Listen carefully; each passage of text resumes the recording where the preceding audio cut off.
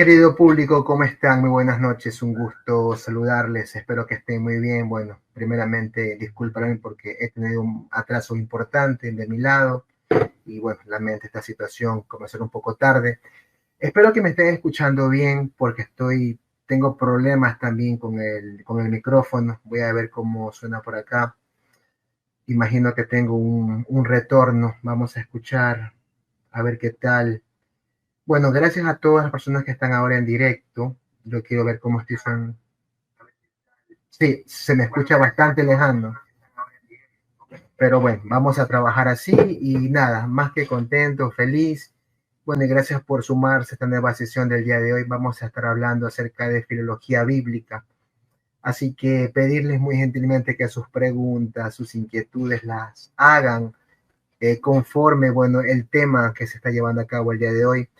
Así que bueno, gracias a todos los que me están viendo ahora, a mi amigo Andrés, bueno, que se puede descansar, ya es súper tarde en Chile, Luciano Floro, que también está bastante tarde en Argentina, David Pieris, gracias amigo por sumarte a este canal, bueno, y a los que me están viendo, que sé que están viendo porque puedo ver que hay más personas conectadas, bueno, gracias por sumarse aquí, si me ven por primera vez, mucho gusto, mi nombre es Alonso Naranjo Arias, soy director de este espacio divulgativo, acá hacemos ciencias bíblicas, hacemos divulgación bíblica estrictamente académica y confesional.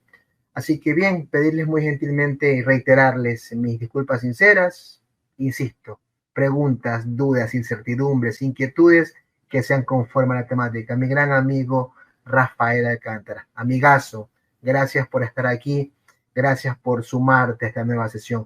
Y bien, hoy vamos a hablar acerca de filología bíblica, como es el tema revelado en grande, el lenguaje de la Biblia. No quiero hacer más introducción, quiero darle la bienvenida a mi invitado hoy día, profesor Lucas Peláez. Saludos, maestro, hasta Japón. ¿Cómo está? Buenas tardes hasta allá. Un saludo, hermano Alonso. Un gusto estar por acá nuevamente. Gracias por tu invitación. Quisiera preguntarte a ti y a nuestro público si me escuchan bien o me escuchan con alguna interferencia. No, usted está perfectamente, perfectamente. Ok, ahí me disculpan la recontrailuminación, es el sol, no tengo manera de apagarlo, pero bueno, hacemos lo que puede.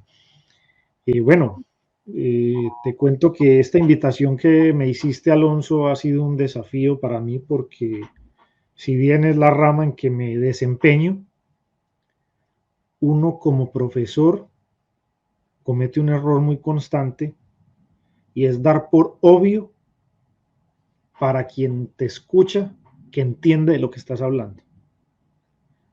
Entonces quiero partir por esta anécdota pedagógica de que básicamente las áreas que yo enseño en la Escuela Alexandría, todas están, la mayoría, dentro de ese gran paquete, ahí perdonen el término, que se denomina filología bíblica. Entonces, historia, crítica textual, hermenéutica, metodología, todo eso cabe dentro de ese paquete que denominamos filología bíblica. Bueno, pero entonces, ¿qué es la filología bíblica? Porque seguramente el término no es nuevo en estos espacios, seguramente lo han escuchado mencionar mucho y a veces creo que muchas personas se limitan a una sonrisa sincera, eh, dando a entender que entienden, pero no. Y eso es bien constante entre nosotros los latinos. ¿Entiendes? Sí, sí, sí, así. Sí. Entonces, es una sonrisa sincera, pero a veces no entendí. Entonces, para mí es un desafío porque a veces uno tiene que contar con hermanos que lo frenen a uno y que venga, venga, espérate tantico, explíqueme eso, con qué se come, qué es eso. Entonces, bueno, para mí fue la invitación de mi hermano Alonso porque él propuso, ve, vamos a ofrecer un curso en el canal, una introducción a la filología bíblica, así. Entonces, bueno, me puse a la tarea como de sintetizar y armar un pequeño cóctel de los contenidos necesarios para presentar al menos una decente introducción a ese fenómeno que denominamos filología bíblica. Entonces, lo natural es comenzar por definir qué es la filología bíblica y qué estudia. Esta presentación que voy a tener con ustedes esta noche sería la primera clase del curso de manera gratuita. El curso consta de 6 clases. Para mayor información se pueden comunicar directamente con el hermano Alonso para respectivas inscripciones. Esta sería la primera clase que la vamos a ofrecer de manera gratuita y vamos a en ella definir qué es eso de filología bíblica y qué estudia. Entonces, bueno, comparto diapositivas. ¿Me confirmas, Alonso, si se puede ver? Se ven perfectamente, profesor. Perfectamente. Okay. Listo. Entonces, así está el seminario. Se llama Introducción a la Filología Bíblica. Está la sesión número 1. Y vamos a básicamente a estudiar hoy qué es y qué estudia. Entonces, vamos a comenzar por algunas definiciones modernas, porque el término, de hecho, es de muy larga existencia, ya está atestiguado en las obras de Platón, pero no con el sentido que le damos hoy en día. Digámoslo así, el término ha gozado de varias definiciones a lo largo de la historia, varios cambios conceptuales, pero vamos a enfocarnos básicamente en la definición moderna y contemporánea, que es básicamente el uso de la disciplina hoy en día. Entonces, quiero comenzar con esta definición que nos daba uno de los que es considerado padres de la filología moderna. Se trata del alemán, estudioso de la época clásica y puntualmente del helenismo y de las obras de Homero, Friedrich August Wolff, y él decía lo siguiente: la filología es el estudio de cuanto es necesario para conocer la recta interpretación de un texto literario, a saber, las costumbres de la época en que dicho texto se escribió, las ideas, la mitología, la geografía a la que alude, los sistemas filosóficos implicados, las particularidades gramaticales, la vida social y política, las condiciones personales del autor. Noten que aquí ya comienza a dar una línea que pareciera ser que está definiendo nuestra moderna hermenéutica.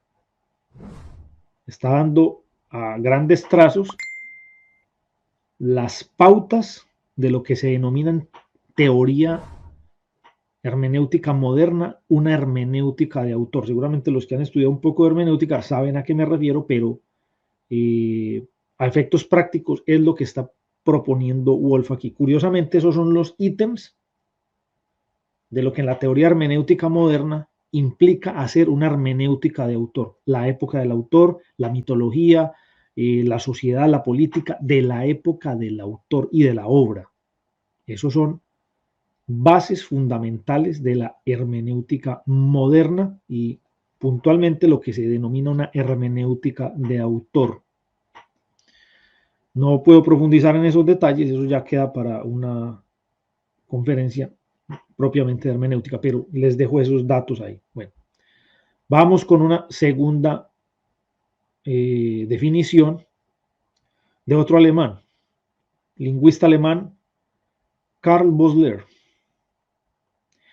Y él va a sumar otro concepto a esta definición que estamos construyendo. Wolff puso la primera columna, interpretación, hermenéutica. Karl Bosler nos va a decir que la filología es el conocimiento histórico de lo que ha sido pensado y expresado por medio del lenguaje. Ojo a esto. Karl Bosler mete dos conceptos más a esta definición de filología: historia y lenguaje. Entonces ya se van sumando elementos a esta definición.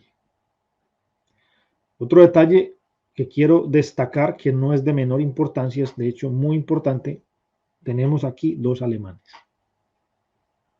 Porque esta disciplina va a desarrollarse particularmente en las universidades alemanas. Eso no es una casualidad, tiene mucho que ver. Entonces tenemos esas dos definiciones. Vamos ahora a una definición un poco más contemporánea y vamos a ir a otro país con la definición del profesor Bertil Malmberg, lingüista sueco, y él nos dice lo siguiente: la filología se ocupa sobre todo de la interpretación de textos, siguiendo un poco la línea que ya había inaugurado Friedrich Wolf. La tarea de la filología es, por lo tanto, establecer el contenido de un texto, ojo a eso, en algún lenguaje. El filólogo procura descubrir el sentido o la intención del autor, tan importante para eso es clave para la hermenéutica del siglo XIX, la intención del autor del testimonio hablado o escrito que es analizado. Entonces comencemos a asociar la idea de que la filología pareciera ser una rama del saber dedicada exclusivamente a la interpretación, o al menos se conjugan bastante. Entonces, tenemos varios ingredientes en este cóctel. Vemos la preeminencia de la interpretación. Vemos la preeminencia de la historia acá también, porque estamos hablando de la interpretación no de un artículo de prensa de estos días, sino de textos antiguos. Y vemos finalmente la injerencia del lenguaje. Entonces tenemos tres ingredientes claves para el trabajo de un filólogo. Los repito: interpretación, historia y lenguaje. Son elementos claves. Entonces, en términos generales, aquí están las cosas a las que se dedica el estudio de la filología.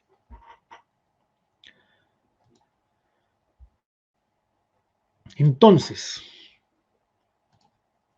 la filología conlleva un trabajo necesariamente interdisciplinar. Esto no es una sola cosa, no es una cosa estática, no tiene un objeto de estudio puntual. De hecho, el filólogo tiene que usar muchas técnicas y varias ramas del saber. ¿Para qué? Para analizar la materia prima del filólogo. De una vez lo digo: la materia prima del filólogo, su objeto de estudio base, su cantera de donde va a beber, es cualquier vestigio material producto del lenguaje. Eso es una definición un poco filosófica. A efectos prácticos, aunque no es todo, cualquier producto escrito. Un manuscrito, una escritura en piedra. Aunque hay también, estirando un poco la concepción filosófica del lenguaje, también entran las representaciones artísticas, porque es que un cuadro también se puede leer, una pintura también se puede leer, un monumento se puede leer, según las concepciones modernas de hermenéutica y de arte. Entonces también entraría dentro del círculo del objeto de estudio de la filología. Cualquier objeto material que contenga lenguaje es la materia prima del filólogo. ¿Y para ello qué va a necesitar? Pues varias áreas del saber. La crítica textual, va a necesitar conocimiento en lingüística, va a necesitar conocimiento en arqueología, porque la arqueología precisamente es el estudio del registro material en sus diferentes clasificaciones. Numismática, el estudio de las monedas, son producto del lenguaje. La epigrafía, el estudio de la escritura en piedra, monumentos, lápidas, epitafios, todo esto lo estudia la epigrafía. Había algunos autores del siglo pasado que inclusive dieron una definición interesante de la filología y la llamaban la gran ciencia del estudio de la antigüedad. Porque todo este cóctel de conocimientos básicamente se dedicaban al estudio de la antigüedad. Si ustedes notan, hay un peso casi preeminente de la historia y la arqueología. Eso no es gratis. Eso tiene que ver con el desarrollo precisamente epistemológico de las ciencias sociales y humanas en el siglo XIX, que en el siglo XIX se les conocía más fácil como las ciencias del espíritu. Pero, y dos ramas que crecen bastante, que se desarrollan básicamente en el siglo XIX. En el siglo XIX es donde estas dos ramas del saber se constituyen como ciencias modernas, que son la historia y la arqueología, pues obviamente van a beber mucho y se van a entrelazar para aportar mucho al desarrollo de la disciplina filológica. Entonces, va a haber tres personajes que, sobre todo los dos primeros en el siglo XIX y el último en la parte final del siglo XIX y principios del XX, van a aportar conocimientos claves al desarrollo ya como tal de la filología contemporánea. ¿Cuáles van a ser esos tres? Karl Lachmann, puntualmente con el desarrollo moderno de la crítica textual, que la crítica textual es una de las herramientas básicas de la filología moderna y contemporánea. Karl Lachmann es el padre básicamente de la crítica textual contemporánea. Karl Lachmann es el que desarrolla puntualmente lo que vamos a denominar el método genealógico. No se lo inventó, lo desarrolló y lo consagró, digámoslo así. Y toda la crítica textual después de Karl Lachmann se hace a favor o en contra de él, pero Karl Lachmann tiene que ver. El otro que va a sumar ahí es Schleiermacher. El Schleiermacher va a desarrollar, es el padre de la hermenéutica moderna, y de hecho él va a desarrollar mucho toda la teoría de eso que se denomina intención autoral y hermenéutica de autor. Todos estos conceptos que ya había enunciado Wolff,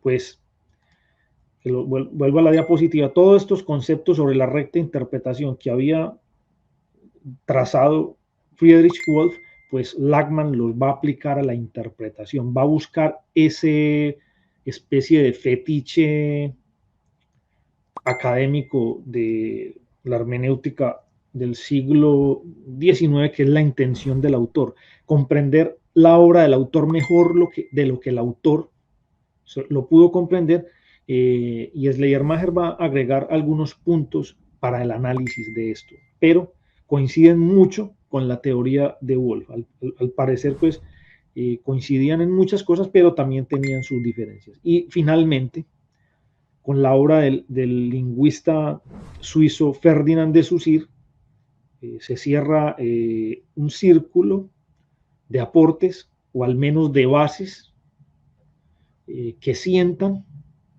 la estructura básica de lo que va a estudiar el filólogo contemporáneo, que es una mezcla de historia, arqueología y lingüística, porque las tres cosas pesan.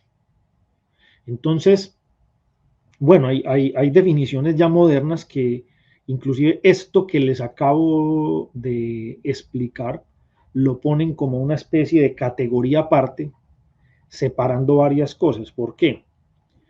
Porque esto que les acabo de englobar, pues se dedica a lo que algunos clasificarían y harían a un lado como filología clásica, porque estudia todo aquello que tiene que ver con ese periodo que los historiadores segmentaron como historia antigua, que básicamente culmina con Grecia y Roma.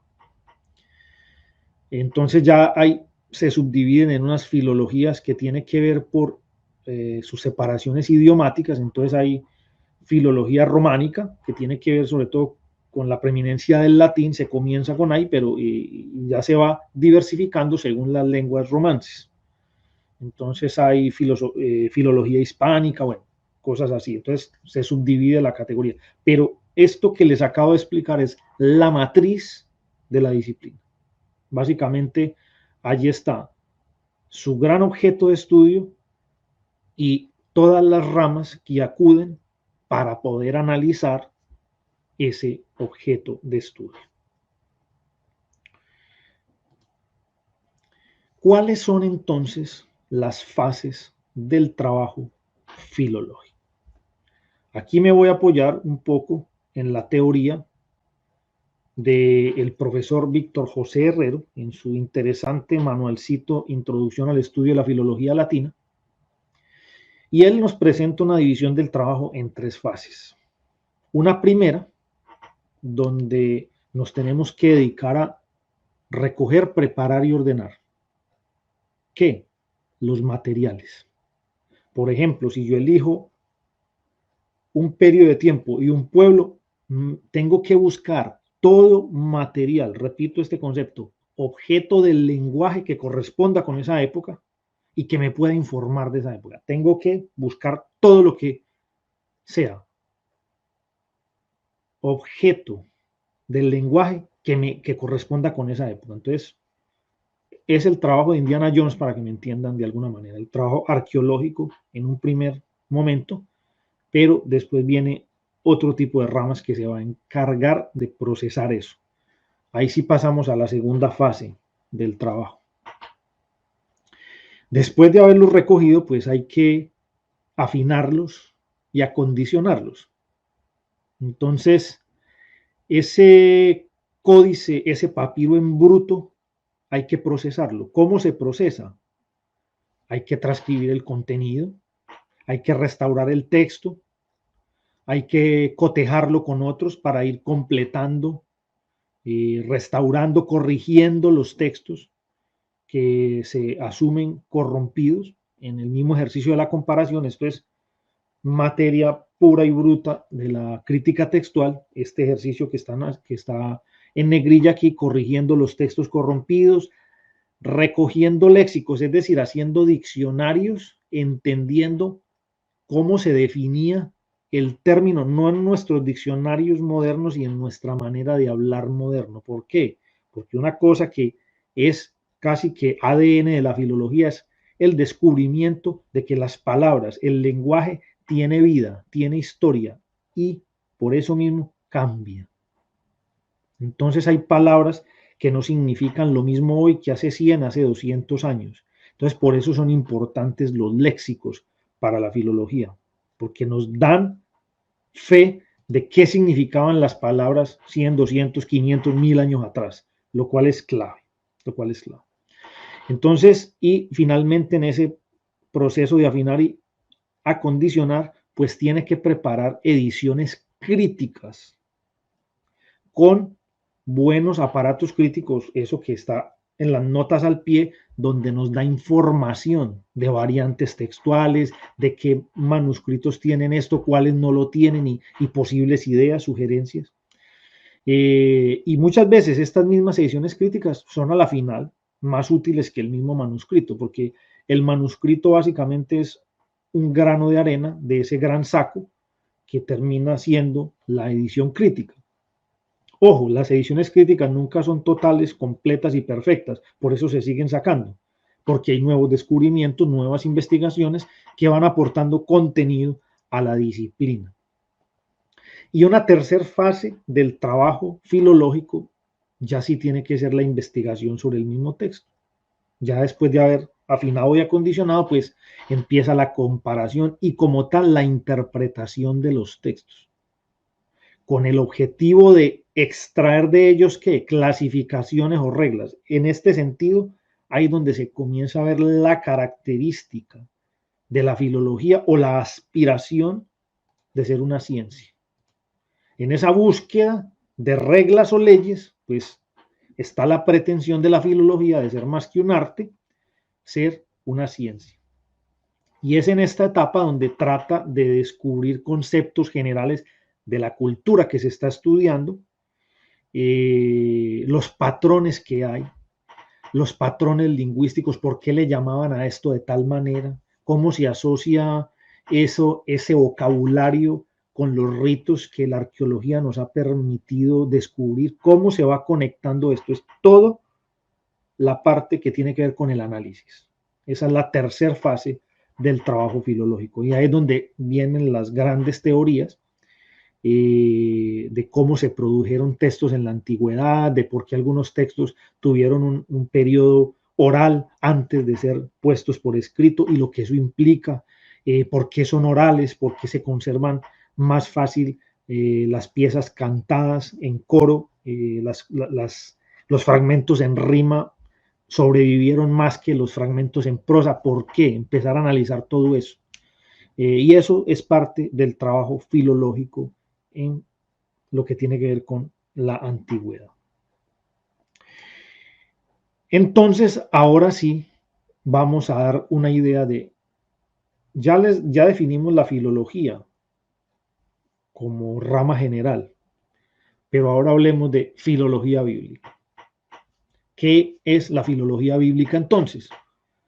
Obviamente tiene que ver con todo lo que acabamos de enunciar, y vamos a dar esta definición teniendo en cuenta todo lo anteriormente dicho.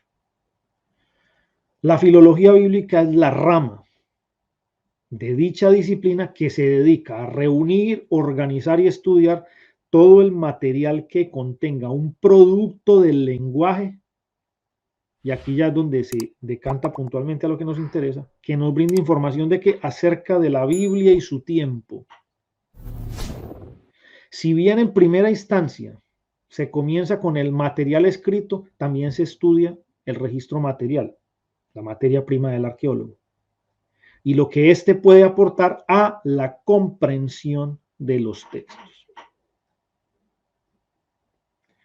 Entonces, en general, y una definición un poco más callejera, si se me permite decir, es: la filología es una ciencia aplicada de lleno a la interpretación exhaustiva del texto en su contexto.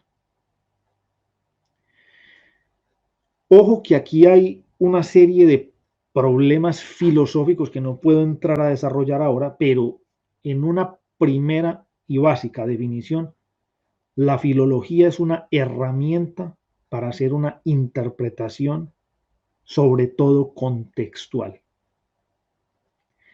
A la filología bíblica en su más pura acepción no le interesa saber cómo entendemos la Biblia hoy o cómo la aplicamos hoy. Eso ya es campo de la teología y de pronto de la disciplina hermenéutica contemporánea, porque aquí sí me gusta hacer la salvedad entre hermenéutica moderna y hermenéutica contemporánea, entendiéndose que me refiero a hermenéutica moderna, la que viene más o menos desde el siglo XVII hasta el XIX, y la contemporánea sí es la de la segunda mitad o casi finales del siglo XIX y sobre todo el XX, donde hay unos cambios epistemológicos bien importantes, que obviamente se basan mucho en la filología, más de lo que ustedes imaginan, y allí tienen mucho que ver esas que seguramente han escuchado, las escuelas críticas alemanas, donde está la famosa historia de las formas, historia de la redacción, historia de las fuentes. Todo esto es un desarrollo filológico que también tiene que ver mucho con la hermenéutica, ya consumado en el siglo XX. De eso vamos a tocar un poco ya en la parte final del seminario, les adelanto. Por eso no me voy a dedicar a explicar mucho, porque hoy era de explicar lo básico. Entonces, vamos viendo que la filología bíblica tiene básicamente esos mismos tres ingredientes claves de la filología como disciplina general, o sea, interpretación. Está dedicada y básicamente su gran propósito, su gran objetivo, interpretar. Pero interpretar ¿cómo? en el contexto original del texto. Eso que la hermenéutica, insisto, la hermenéutica moderna, la intención autoral, el mundo del autor, el mundo original del texto, eso es el objetivo clave de la hermenéutica aplicada dentro de la filología. No le interesa tanto cómo se interpreta hoy, eso ya es un problema de la hermenéutica contemporánea, pero no me puedo detener por ahora en eso. Entonces, repito los 3 ingredientes, que no se me quede esto en el tintero. Interpretación, historia y lenguaje. Claves, elementos que estructuran el trabajo del filólogo. Eso no lo perdamos de vista. Y bueno, termino con este último contenido. Bueno, ya después de entender qué es la filología bíblica, bueno, ¿qué estudia la filología bíblica? ¿O qué estudia un filólogo bíblico? Bueno, siguiendo los mismos procedimientos de la disciplina general, básicamente la filología bíblica se enfoca, esto lo repito un poco, la Biblia y su tiempo y todo registro material y escrito. Repito ese gran concepto, objeto del lenguaje, que corresponda a qué? A la Biblia y al tiempo de la Biblia. Al tiempo de la Biblia. Recuerden que la materia prima del filólogo, para que me entiendan en términos muy sencillos, son los manuscritos y las piezas arqueológicas que me den algún tipo de información del mundo de la Biblia. Esa es la materia prima del filólogo. Por eso se va a relacionar tanto con una gama amplia de saberes. O sea, por eso en filología bíblica, ya entrando de lleno, pues se estudia crítica textual, lenguas bíblicas y las lenguas paralelas. Las lenguas bíblicas por primacía son hebreo, griego y arameo, porque son los idiomas en que están escritos los manuscritos más antiguos de la Biblia y en que fueron escritos originalmente muchas partes de la Biblia. Las lenguas paralelas, el latín, el siriaco, el copto. ¿Por qué? Porque se produjeron importantes traducciones y copias antiguas en tiempos muy cerquita a estos. Entonces nos ayudan a comprender el lenguaje, nos ayudan a comprender cosmovisión. Y también, por supuesto, hay que estudiar hermenéutica, porque la disciplina filológica como tal tiene que ver casi todo con hermenéutica. A mí me gusta pensar en la filología como una especie de superhermenéutica. De hecho, es en lo personal para mí el método de interpretación más acabado que ha desarrollado la academia bíblica, por todo lo que conlleva. Es un método de interpretación muy completo. Lo que pasa es que a veces es desalentador porque el dogma se va a chocar con él, muchas veces. Entonces, el filólogo bíblico también tiene que estudiar historia. Tiene que estudiar esa relación histórica entre la filosofía y la teología. La filología bíblica estudia filosofía y teología. Claro, para poder entender ese objeto. Es que esos manuscritos son producto precisamente de la filosofía y la teología. O sea que tienen todo que ver. Y ya en la parte más técnica, tiene que estudiar arqueología y tiene que estudiar paleografía, o sea, las maneras y las formas de la escritura antigua. Y a esto se le pudieran sumar muchas más disciplinas. Porque paralelo a ese estudio de las lenguas bíblicas y las lenguas aledañas, pues está la disciplina lingüística. Lo que pasa es que la disciplina lingüística tiene una serie de subdivisiones internas y la lingüística propiamente hoy como disciplina ya establecida del siglo XIX ve el estudio de la lengua como su fin en sí mismo, no le interesa el desarrollo histórico, eso se lo dejó a la filología. Eso es bien interesante, esa subdivisión, porque el desarrollo histórico del lenguaje es uno de los objetos de estudio también de la filología. pero no tanto de la lingüística. Se desarrolló dentro de la lingüística y las herramientas lingüísticas son muy importantes para el filólogo, pero digámoslo así, mientras que la lingüística se dedica a estudiar la lengua viva, las lenguas vivas, la filología sí se dedica a estudiar el mismo fenómeno de la lengua, pero en la historia. Eso sí es un campo más de la filología que de la lingüística. Entonces, en una síntesis, que es lo que he hecho con esta pequeña clasecita, esto es lo que estudia la filología bíblica. Les muestro finalmente cuál va a ser un poco nuestro plan de trabajo para el resto de las clases del seminario. Vamos a estudiar el proceso de transmisión de la Biblia desde los originales, eso que denominamos los autógrafos, hasta nuestras impresiones, esa Biblia que usted tiene en sus manos en su idioma.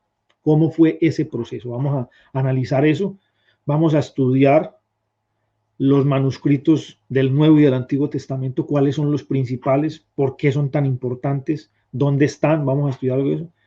Vamos a estudiar crítica textual, porque es casi que el kindergarten necesario para el filólogo, la herramienta base para comenzar a adentrarse en el manejo de esa materia prima que son los manuscritos, por así decirlo. Vamos a estudiar unas bases de lingüística y semántica, porque el tema del lenguaje ya les indiqué que es transversal para la filología bíblica. Y finalmente vamos a estudiar hermenéutica contemporánea, y aquí es donde entran todas esas famosas escuelas críticas alemanas. Lo que les mencioné de historia de las formas, historia de la redacción, etcétera, etcétera. Entonces ahí está lo que les queremos ofrecer.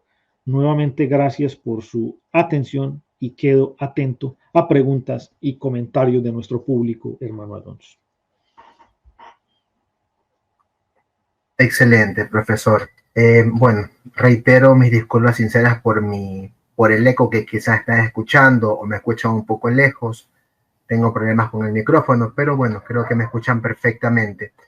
A ver, profesor, sí, yo por acá veo comentarios del público. Casualmente comenta Salvador Pino, me encanta la filología bíblica y aunque he leído varios estudios y libros del tema, con esta introducción del profesor me considero un ignorante del mismo y debo inscribirme para ordenarme y aprender. Sí, yo voy a dejar aquí mi número de teléfono para que ustedes puedan escribirme ahora mismo aquí en los comentarios. A ver, aquí está, más 593-998-4792-50. Ya, ese es el WhatsApp del canal para que ustedes, bueno, puedan escribirnos y preguntarnos todo. Bueno, si quieren inscribirse, bueno, puedan hacerlo con todo gusto. Yo por acá también quiero compartir algo. Veamos. Sí, esta es la imagen del curso en cuestión y allí está. Ya, aquí está bueno, son diferentes banners. Este casualmente es el que tengo aquí. Ahí estoy explicando un poquito el concepto de filología, qué temas vamos a tratar. Allí también está mi número de teléfono y también el correo. Bueno, perdón, el número del canal, no mi número personal, del canal.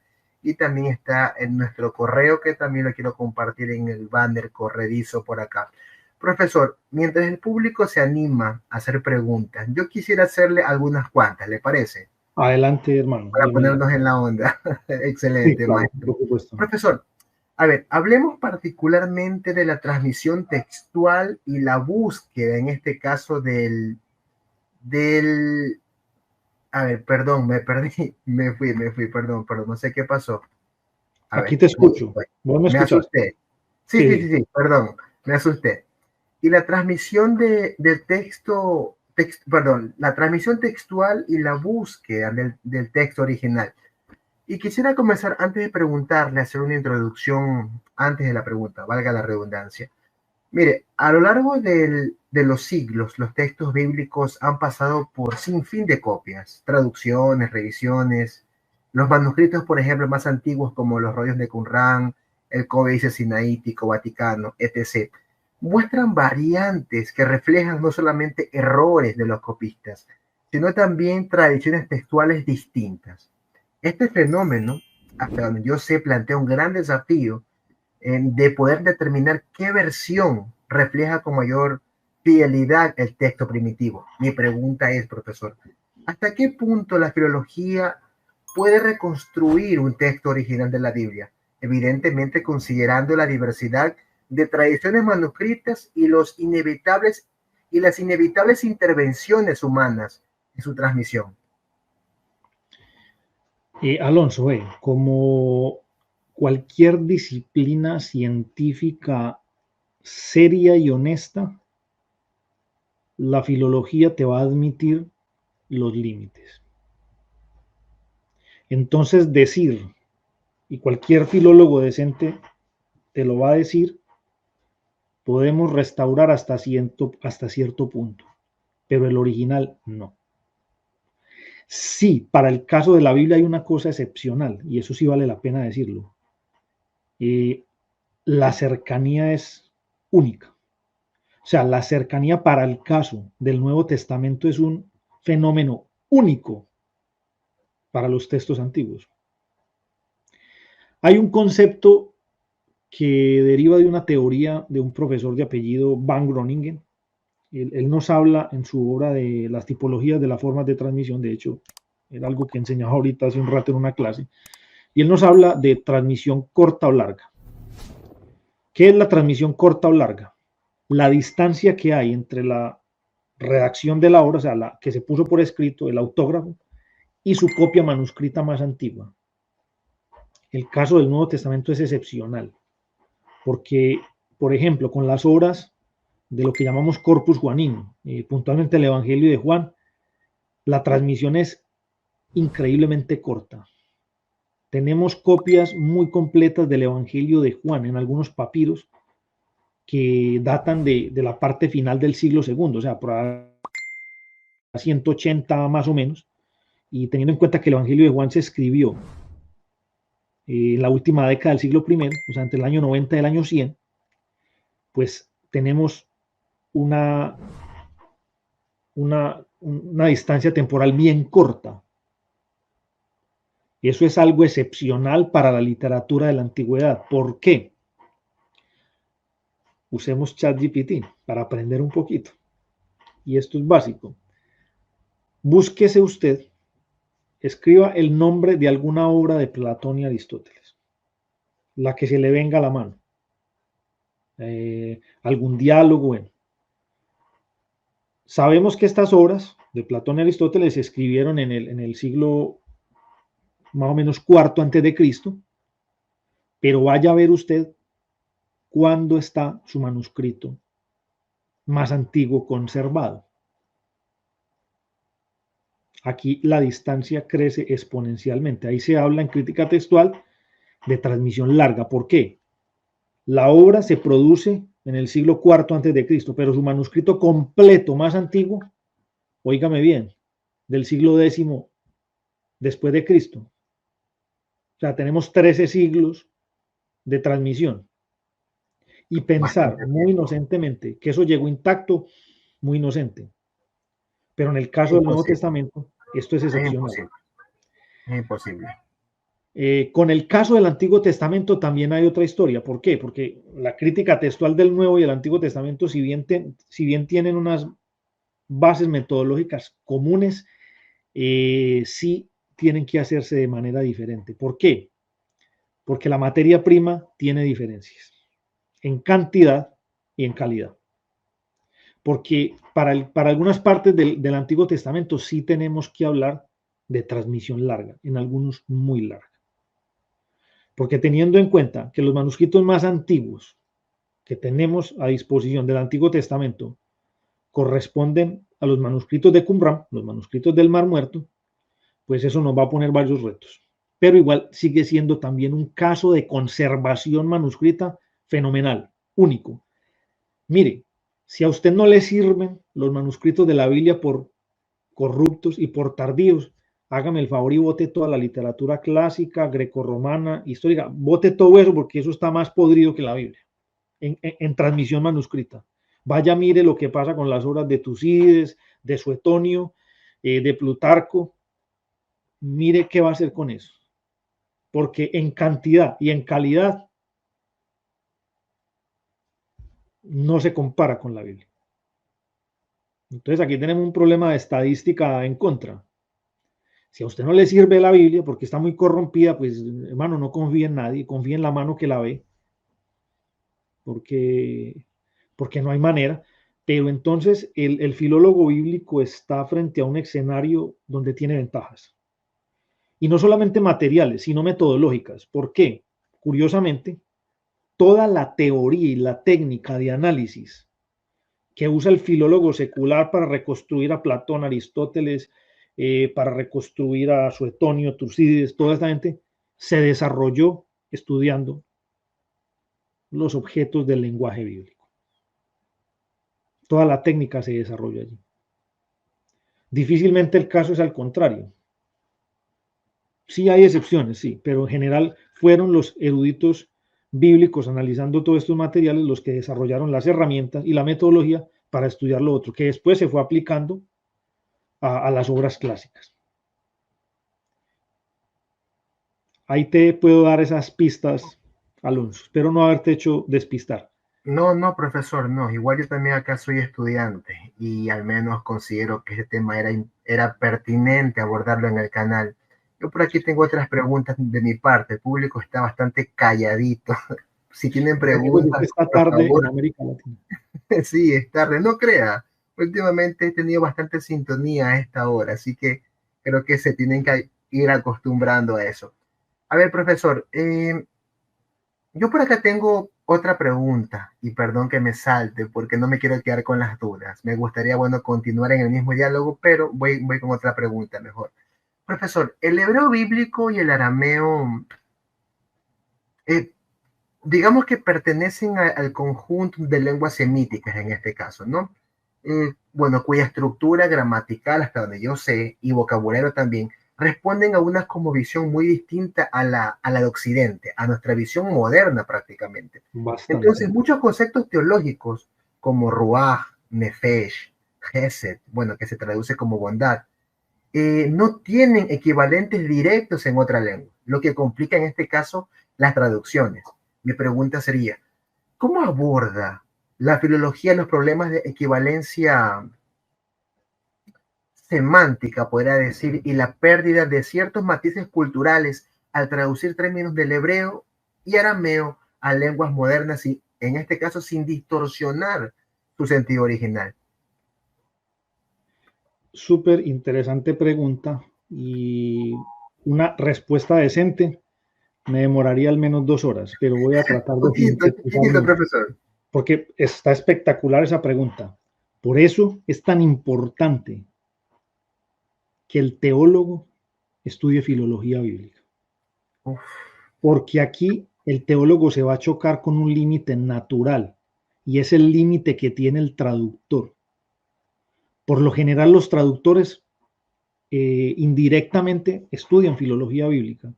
Lo que pasa es que el traductor no puede volcar al texto que tiene que entregarle al impresor todo lo que él se encuentra en la reflexión de traducción. Te lo digo porque te puedo poner un ejemplo muy práctico que tengo a la mano. Junto a mi esposa estamos traduciendo un libro del japonés al español y varias veces nos ha tocado parar para tratar de entender cómo volcar una idea que es clara para el japonés, para el japonés, exacto. cómo volcarla A al latín. nuestra, exactamente. Y esa parte me toca a mí, porque mi esposa piensa en japonés. Yo soy el que pienso como latino y como hispanohablante. Entonces, el traductor puede hacer una búsqueda mecánica de palabras, pero, y ahí es donde entra la teoría súper importante de este erudito, a veces muy vilipendiado y poco estudiado, como casi siempre, Eugen Nida, en toda su teoría de la traducción dinámica. Él plantea un concepto que sigue siendo muy polémico para, digámoslo así, para la escuela más conservadora bíblica, que es el concepto de la traducción dinámica. En líneas simples, la traducción dinámica traduce ideas, no palabras. Eso es muy necesario, pero complica también la exégesis, la hermenéutica. ¿Por qué? Porque tratando de acercar el lenguaje al receptor, le quita la carga original al adaptar el lenguaje. Al adaptar el lenguaje. Entonces, a ver, no acusemos tan a la ligera al traductor, es que el traductor tiene un límite. Entonces ya es un desafío que le queda al lector de la Biblia, sobre todo al intérprete y al teólogo, de hacer un buen trabajo. Entonces aquí no se trata de cuáles traducciones son buenas o cuáles traducciones son malas, sino depende para qué la usas vos. ¿Por qué? Te voy a poner un ejemplo clásico. Por allá al principio del libro del Éxodo, en ese incidente donde está el faraón dialogando con las parteras egipcias, en una traducción muy literal, palabra a palabra, el faraón le dice a las parteras: me hace el favor, y cuando nazca un bebé de las hebreas, miren las dos piedras. ¿Alguien aquí me entiende qué significa eso? ¿Qué significa mirar las dos piedras?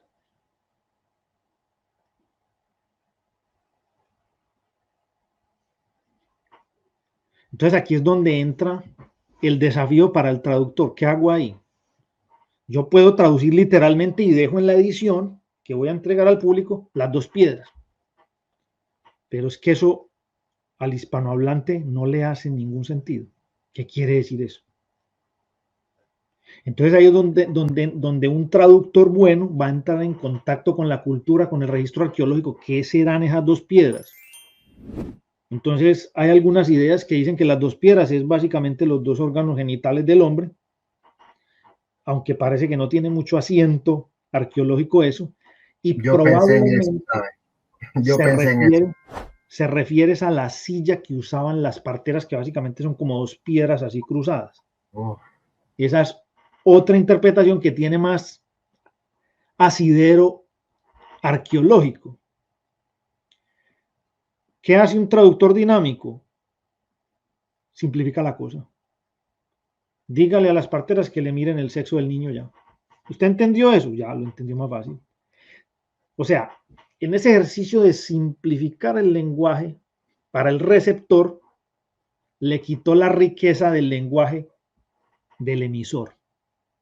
Ese es un problema epistemológico de la traducción dinámica, que créanme que no genera pocos problemas teológicos, porque en lo personal considero un problema muy delicado hacer teología con traducciones dinámicas, precisamente por eso.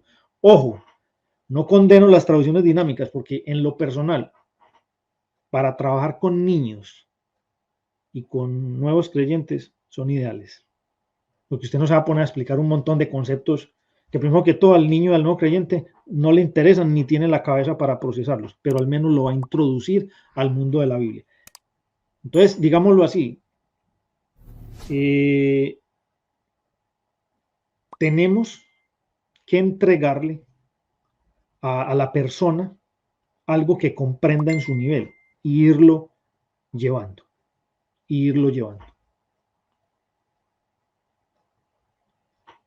Eso es lo que te puedo poner sobre la mesa, Alonso. No sé si le di respuesta a tu pregunta o me desvié. Si me desvié, repetime tu pregunta y tratamos de otra vez volver al río.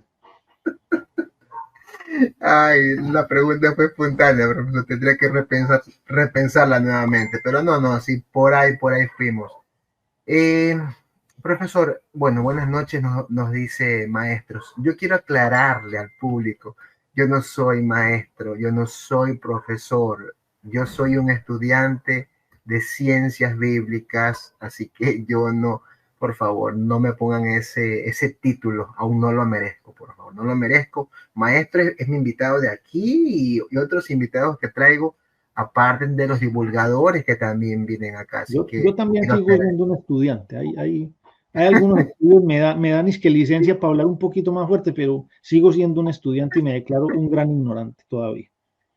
No, no, sí, no, yo soy un estudiante, estimada ABC. Por favor, ¿me recuerdas tu nombre? Que no me acuerdo ahora muy bien de tu nombre. Bien, profesor, yo por aquí quiero ver sí, una pregunta de Marixa. Dice, o sea, que se pierde el significado del mensaje, profesor. Eso lo dijo hace un ratito. Sí, se pierde mucho, pero no es culpa del traductor, es que el traductor tiene ese límite. Mire, si se sacara una edición de una Biblia explicando todos los detalles y pormenores del ejercicio del traductor, créame que la impresión de esa Biblia no le cabe en ningún bolso. Ahí sí la tendría que meter digital.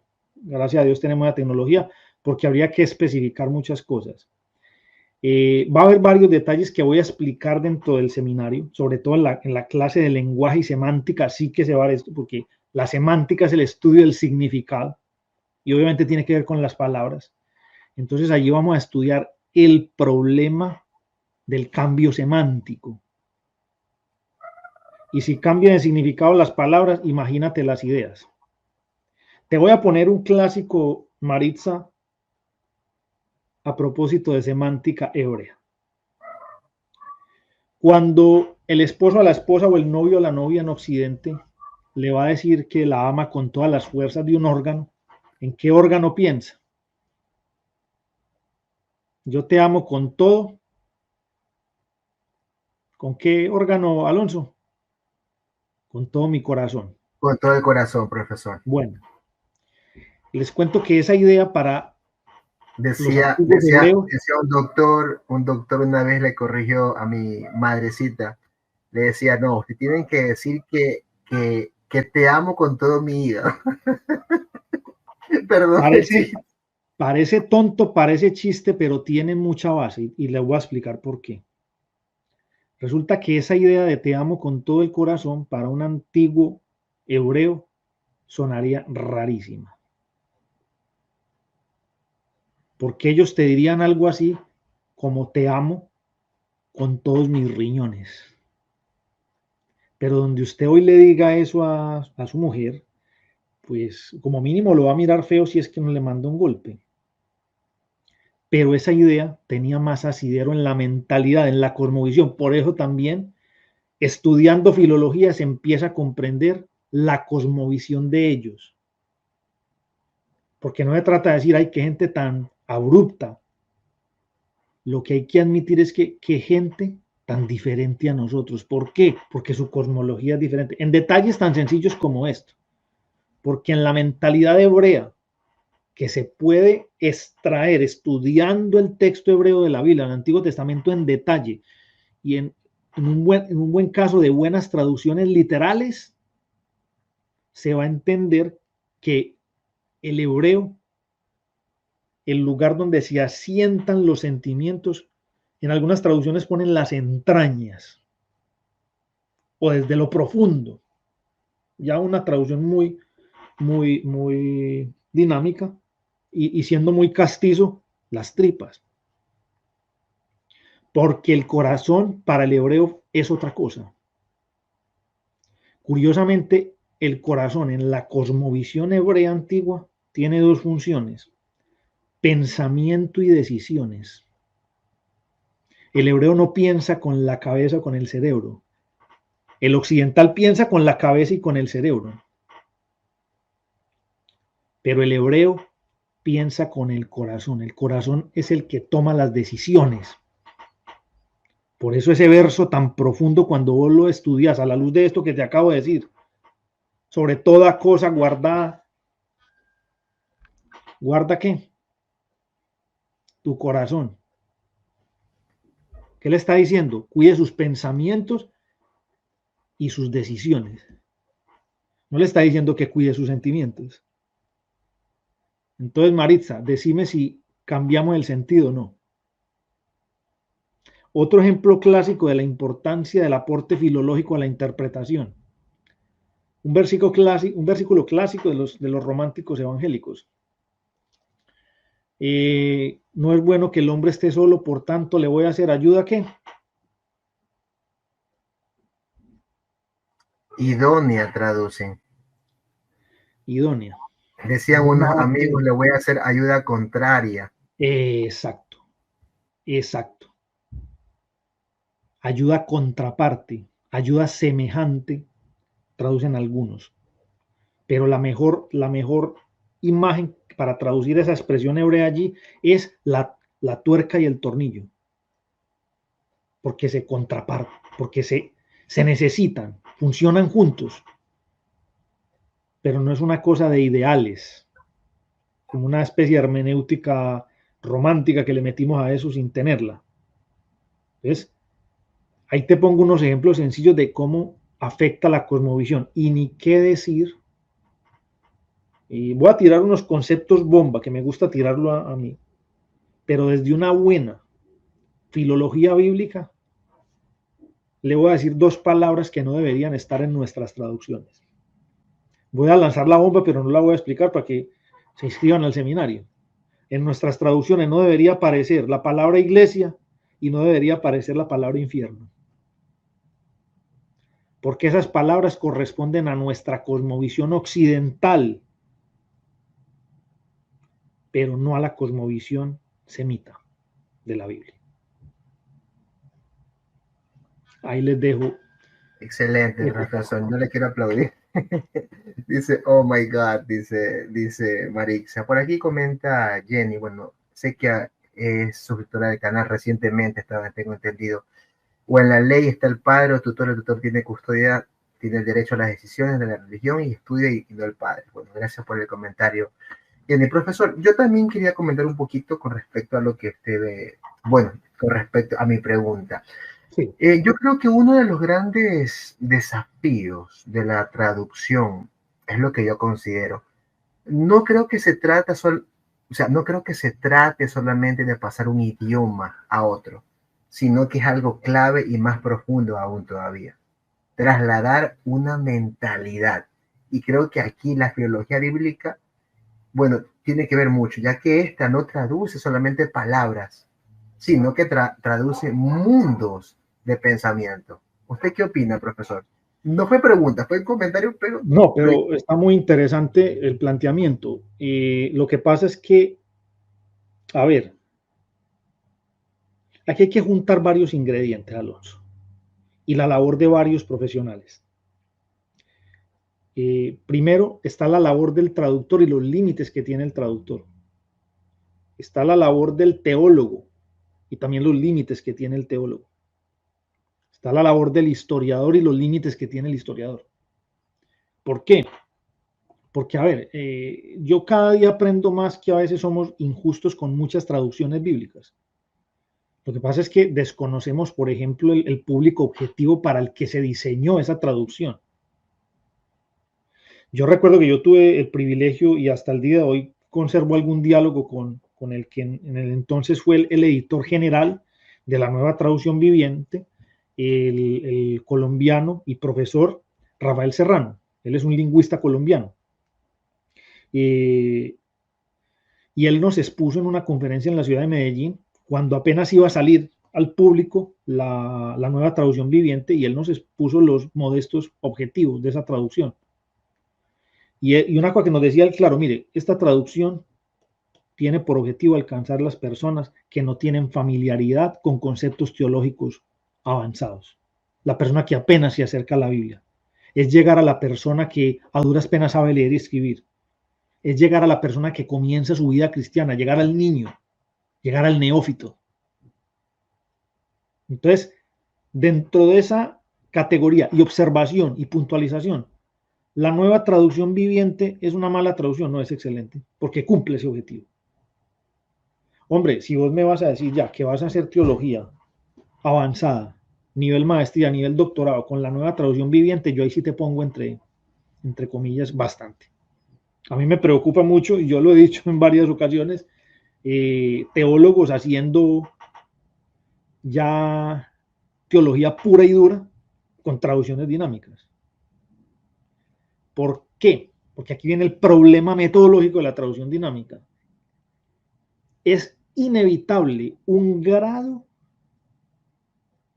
de sesgo a la hora de hacer el ejercicio dinámico. ¿Por qué? Precisamente por la premisa de la traducción dinámica, que es traducir ideas, no traducir palabra a palabra. No es que traducir palabra a palabra va a favorecer, porque seguimos con el problema de comprensión.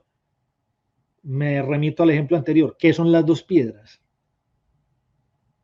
Entonces el traductor literal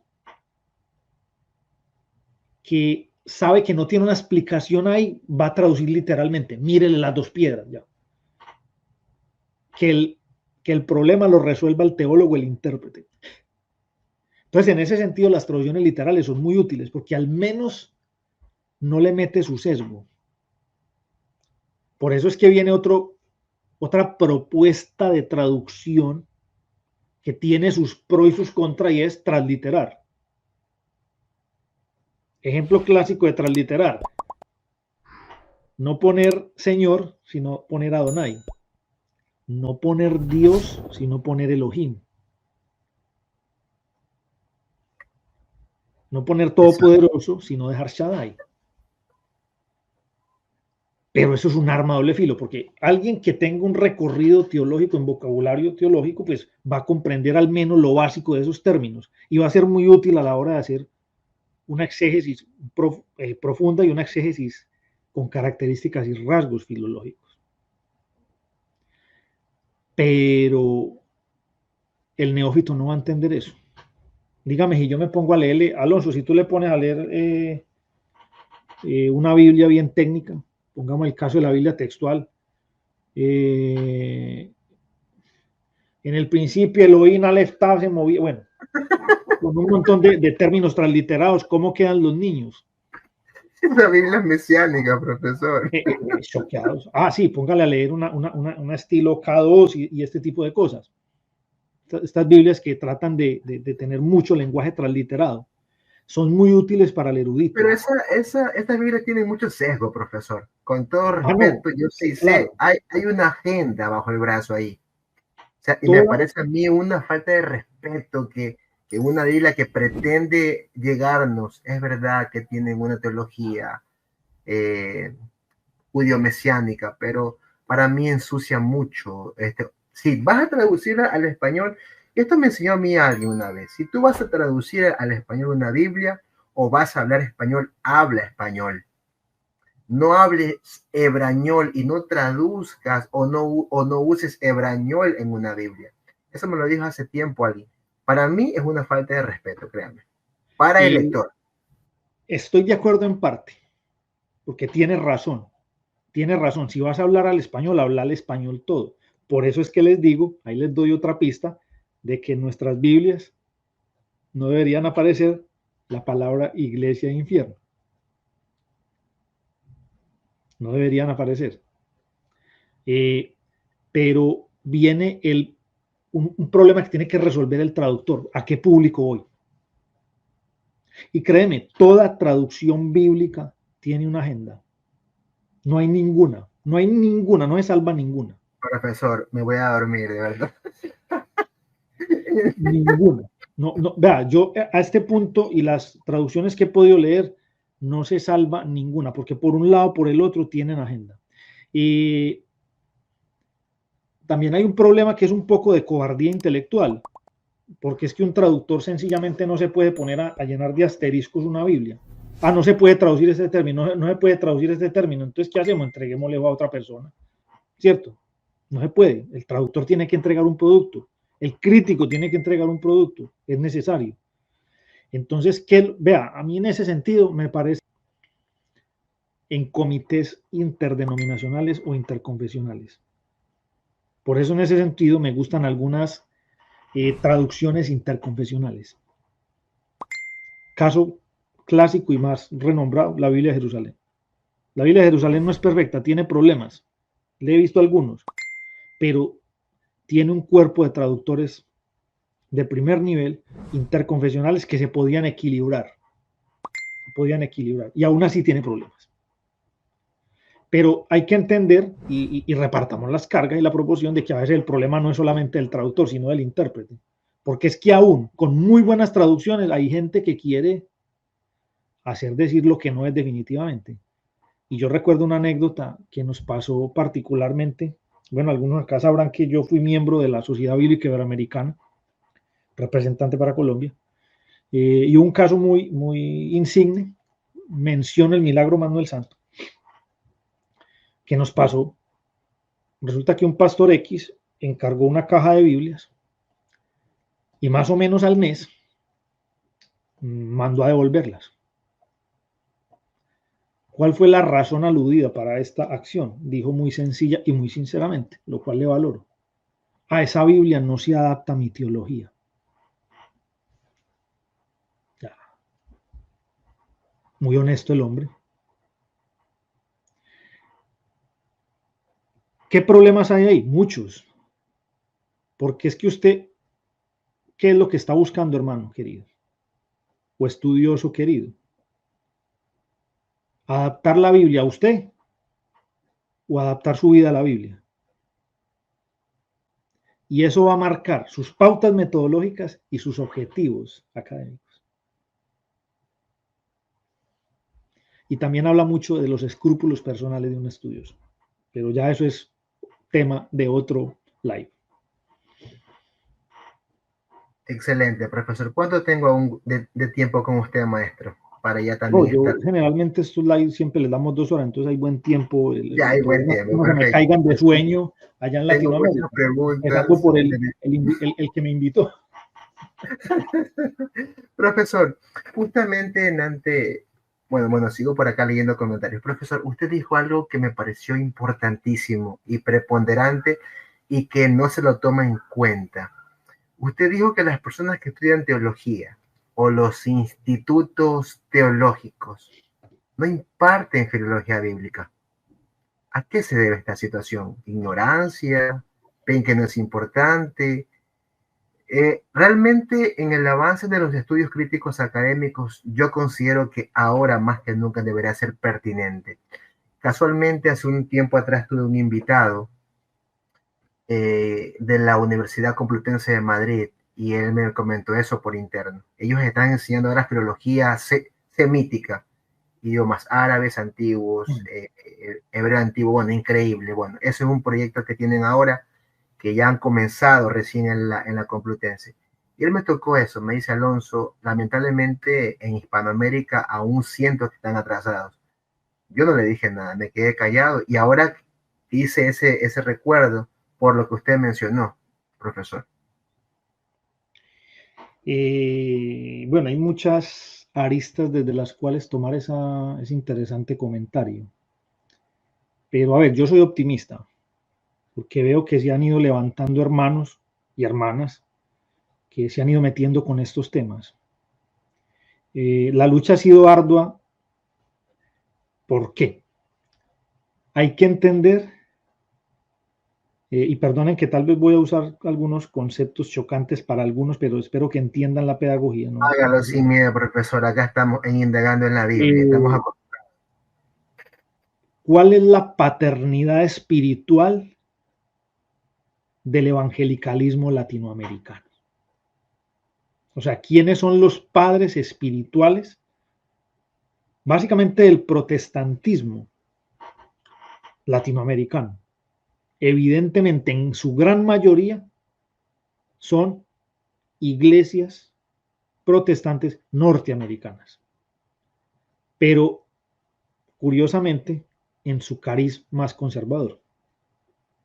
Porque acá, y perdónenme en la exageración, pero Latinoamérica, lo mal llamado, o la mal llamada teología liberal, llegó tardísimo. Llegó por ahí los años 80, pero la que llegó cuando comenzó la evangelización protestante de Latinoamérica en el siglo XIX, especialmente por allá en los años, ya cuando se ha consumado sacar a los españoles de aquí, eso propiamente en los años 1840, cuando comienza también la ruptura latinoamericana entre iglesia y Estado en las diferentes naciones, eso tiene diferentes años, pero básicamente eso se consuma entre 1840 y 1860, y ahí empiezan a entrar las misiones protestantes. ¿Pero cuáles entran? Puras misiones conservadoras. Principalmente, al menos en el caso colombiano que es el que he estudiado, la misión presbiteriana. Y toda esta gente, a ver, lo que pasa es que hay que entender también, y no me puedo dedicar a explicar mucha historia en detalle, porque aquí nos quedamos y los enredo más, pero para mediados del siglo XIX todavía no ha estallado el choque con la mal llamada teología liberal. Y entiéndanse que en la mayoría de los casos y definiciones le llaman teología liberal a la que produjeron estas universidades alemanas. Entonces ahí satanizan un montón de personas que no han leído nunca una obra de ellos, ni siquiera una buena síntesis biográfica de ellos, pero se creen expertos. Entonces yo he escuchado a gente hablar pestes de Friedrich Schleiermacher y no han estudiado un forro de la teoría de Friedrich Schleiermacher, tan fundamental para la hermenéutica moderna. Entonces, parte de allí el atraso de Latinoamérica. Y ojo, no tengo nada en contra de los misioneros, que valoro y agradezco mucho el esfuerzo. Pero en ese afán, aquí uno puede sacar hasta reflexiones para la paternidad biológica. Para que, Alonso, tenga usted cuidado con sus hijos de no ser un padre sobreprotector. Porque en el buen espíritu de muchos de estos pastores y misioneros quisieron cuidar a las ovejitas latinoamericanas de no exponerla a la diabólica teología europea. Porque para esta época, 1860 a 1890, es cuando está convulsionada la teología europea, principalmente en las universidades alemanas. Porque paralelo a esa época se está dando todo el proceso político de unificación alemana, que se consuma luego de 1870, cuando ahí sí se puede hablar de Alemania unificada. Y allí comienza un proceso de política ideológica, eso que me gusta a mí llamar teología política, que es un concepto que he desarrollado en otras conferencias, donde se mete también la teología como herramienta de Estado y como herramienta de política. Entonces se comienzan a abanderar todas las universidades protestantes, hay flujo económico de parte de las autoridades imperiales y claro, comienza toda una investigación exhaustiva. ¿Es teología con intereses políticos? Siempre los ha tenido. Mire, puede haber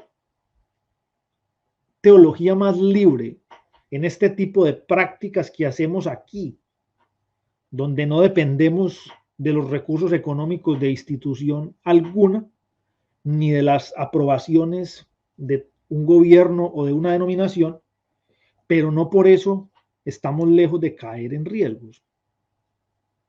También todos aquí, empezando por quien les hable, tiene sus sesgos teológicos y políticos, por supuesto. Yo no soy inmaculado en eso. Entonces, resumiendo esto para no enredarlos con mucha historia, América Latina es un hijo del protestantismo norteamericano conservador de finales del siglo XIX. La teología liberal, mal llamada liberal, llega a Latinoamérica muy tarde. Es más, algunos de nosotros comenzamos a escuchar de cualquier cosa similar a crítica bíblica cuando llega a nuestras iglesias las primeras impresiones de la Nueva Versión Internacional. Esa fue la primera Biblia que nos motivó a hacer preguntas a muchos de nosotros. Y les estoy hablando ya de 25 o 30 años. Entonces, imagínense. Yo aprendí crítica bíblica no porque me enseñaron en la iglesia nadie me enseñó, no había quien. En el seminario de pronto, pero yo no podía entrar al seminario. Y luego de algunos choques con la autoridad se me impidió la entrada al seminario. Esa es una historia que las dejo para después. Entonces, mi formación en muchas cosas fue autodidacta y fue básicamente complementada con la formación secular ya en la universidad secular, en mi formación como historiador. Hay algunos que se equivocan con esto y piensan que es que yo estudié este contenido bíblico, lo estudié en la universidad secular. No, no, no. La universidad secular me da una formación estándar, pero el estudiante tiene la libertad de aplicarlo al objeto de estudio que le dé la gana. ¿Yo a qué lo apliqué? A la Biblia y a la historia del cristianismo. Por eso me dedico a estudiar filología bíblica y a enseñar filología bíblica y a enseñar historia del cristianismo. Son las dos ramas a las que me dedico en la escuela de Alexandria. Entonces, ahí está la raíz del problema, Alonso. Ahí está la raíz del problema. Para bien o para mal, ese paternalismo de querernos cuidar nos encerró. Y viene un problema que no tiene que ver ya con los misioneros. ¿Qué tanto abrazamos la herencia del Padre? Porque ya eso sí no es culpa de los misioneros. Si nosotros en Latinoamérica queremos seguir abrazados férrea y ciegamente a esa herencia, pues ya ahí sí no es problema de los misioneros, ya, sí es ya ahí sí, perdónenme, soy muy directo, ya son bobada de nosotros. Excelente, profesor. Bueno, wow, tremenda respuesta. Bueno, yo quiero también agradecerle al Seminario de Artes Ministeriales. Actualmente yo también estoy estudiando allí.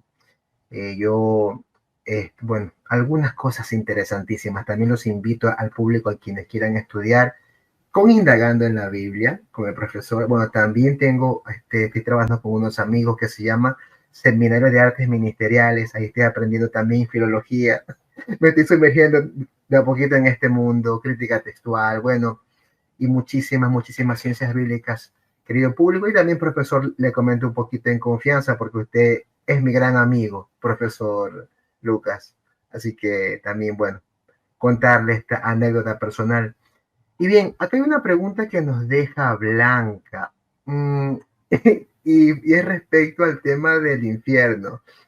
Yo quiero responder a esta pregunta, profesor, si usted me deja brevemente, luego le doy paso a usted, porque usted maneja un concepto, bueno, distinto quizás al mío.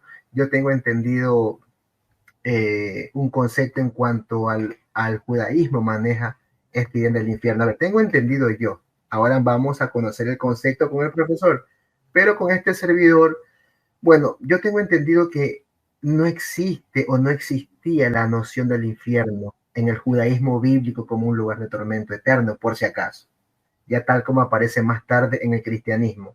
En el Tanakh, por ejemplo, Antiguo Testamento, como se conoce, o Biblia hebrea, el término más cercano es Sheol, el cual se describe como una morada oscura, silenciosa, donde van todos los muertos, justos e injustos, por igual. En este caso pueden ver en Salmos 6.5, Eclesiastés también está.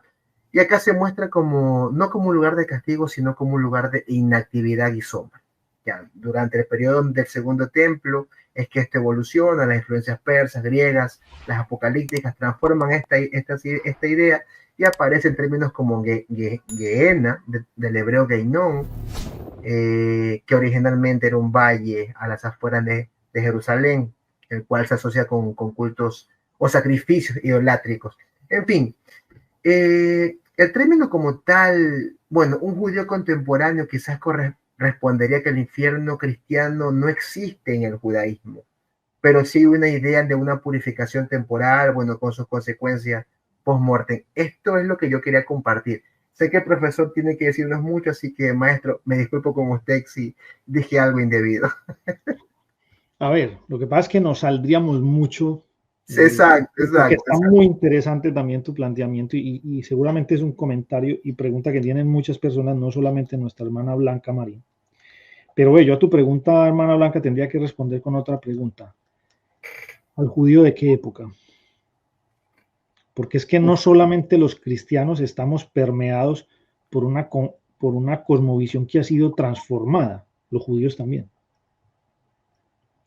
Porque y solamente para ponerte un ejemplo, tendríamos que pensar en qué idea tenían de ese lugar, al menos que los textos llamaban el Sheol, un hebreo de la época previa al primer templo. ¿Qué idea había de esa misma palabra? Y aquí estamos hablando ya de desarrollos semánticos. Un israelita de la era del primer templo, es decir, del templo de Salomón, la época de los reinos. ¿Y qué idea ya tenía un judío de la era del segundo templo, donde ha caído toda esa influencia babilónica y persa, que es innegable? Por ejemplo, hay dos descripciones a simples trazos del Sheol Uno, en la parte final del libro, del primer libro de Samuel, en época davídica, que correspondería un poco a esa visión previa al templo, y es cuando hacen regresar a Samuel. Entonces ahí hay mucha teología que analizar. Y hay otra descripción repartida a lo largo del libro del profeta Ezequiel. En Ezequiel hay varias referencias o descripciones muy sucintas, muy cortitas y muy sencillas. Realmente no esperen una cartografía del infierno, eso se lo van a encontrar en la literatura apocalíptica, porque inclusive hay una parte del libro de Enoch donde hacen verdaderamente una cartografía del inframundo. Pero lo que tenemos que notar es que curiosamente las descripciones coinciden en algunos puntos, pero en otros difieren. Y ni qué decir de ese desarrollo medieval, que en un primer momento estuvo muy conectado, y aquí es donde se junta traducción y cosmovisión. Porque ¿cuál fue la palabra que eligieron los traductores de la Septuaginta para traducir Sheol? Creo que es un conocido, creo que es un viejo conocido, Alonso la debe saber. ¿Con qué palabra griega tradujeron Sheol? Hades. Hades. Entonces, bueno, aquí me adelanto un poco a la clase de lingüística y semántica.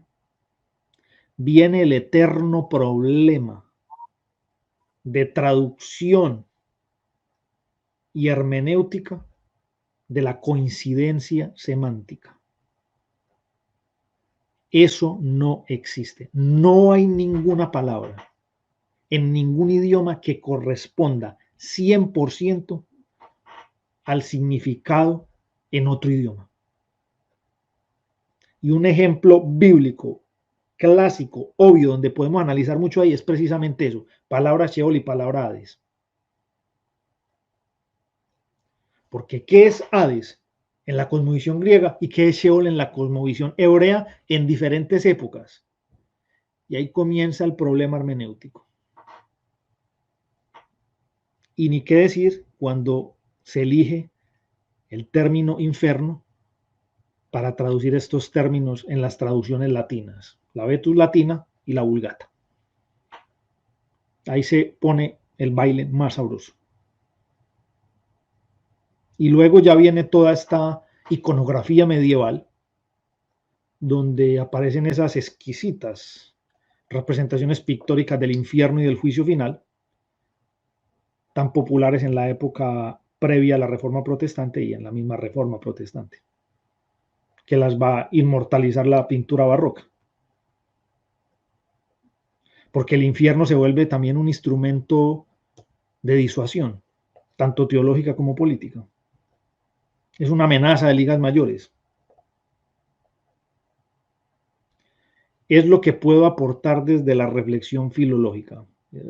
Irme al detalle, pues aquí nos extenderíamos por horas, pero al menos quiero dar unas luces de que es un trabajo de interpretación filológica. Es reflexionar en estas cosas. ¿Qué significaba para tal época? ¿Qué significaba para ellos? ¿Qué significa en la parte de equivalentes incompletos de traducción? La coincidencia semántica es imposible. Eso lo vamos a estudiar en este seminario, en la clase de semántica y lingüística. Eso sí, se los adelanto.